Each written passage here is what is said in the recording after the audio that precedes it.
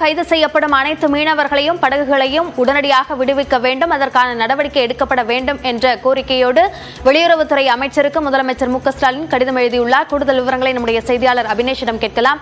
அபினேஷ், கடிதத்தில் என்னென்ன அம்சங்கள் குறிப்பிடப்பட்டுள்ளன?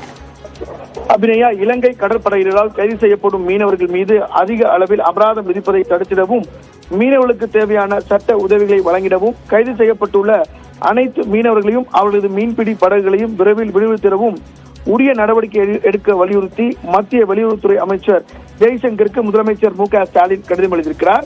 குறிப்பாக தமிழ்நாட்டை சேர்ந்த 37 மீனவர்கள், 2 பதிவு செய்யப்பட்ட மீன்பிடி படகுகள், பதிவு செய்யப்படாத ஒரு படகு என 3 படகுகளில் மீன் பிடிக்க சென்றிருந்த நிலையில இலங்கை கடற்படையினால் கடந்த 21ஆம் தேதி சிறைப்பிடிக்கப்பட்டுள்ளது என்பது ஒரு மிகுந்த வேதனை அளித்திருப்பதாகவும் முதலமைச்சர் மு க ஸ்டாலினுடைய கருத்தில் குறிப்பிட்டிருக்கிறார்.